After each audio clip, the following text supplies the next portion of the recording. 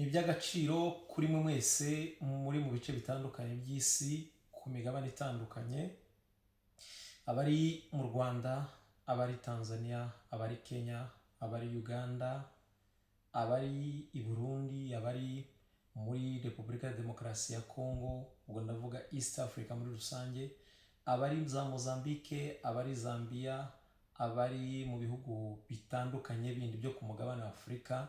Mwese ndabizi ko muri abakunzi bacu, ubwo ndavuga amakuru atandukanye ya siporo tubagezaho umunsi ku wundi.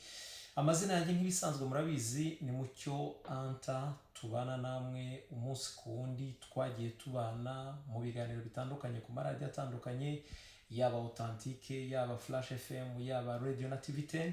Murabizi neza ko nateretse akadomo nsezera gukorera kuri microphone ndetse n'ama TV atandukanye, ariko noneho abakunzi banjye bakunda amakuru atandukanye ku migabane itandukanye y'isi, yaba ku mugabane wa Amerika, ku mugabane wa Asia, Australia n'andi atandukanye, ku mugabane wa Afrika, barambwira bati ni byiza ko n'ubundi kariyeri yawe wijyanye mu bijyanye no kugurisha abakinnyi umunsi ku wundi, ariko murabizi neza ko bigira periode, biba mu kwezi kwa mbere bikaba mu kwezi kwa karindwi, ni igihe gito gishoboka mu mwaka.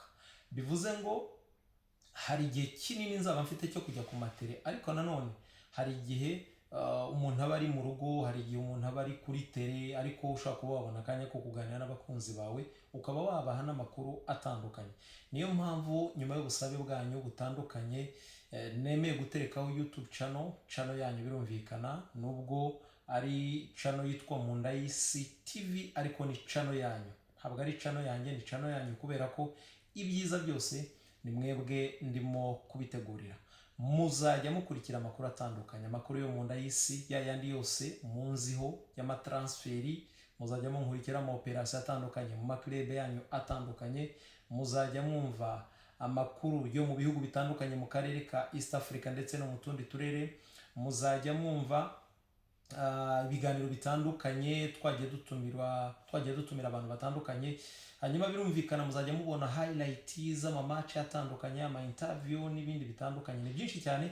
Iyi ni televiziyo igiye kwibanda muri rusange ku kijyanye na siporo. Niyo mpamvu rero icyo mbasaba nta kindi, ndabasaba umwanya wanyu. Umwanya nsaba n'uwuhe? No gukora subscribe, no gukora share, mukabisharinga ahantu hatandukanye, mugakora like ndetse mugatanga na comment, ntacyo bitwaye. Hanyuma izo comment zanyu n'ibindi bitandukanye nibyo bizagenda bidufasha kugira ngo tubashe kubaka ibitandukanye.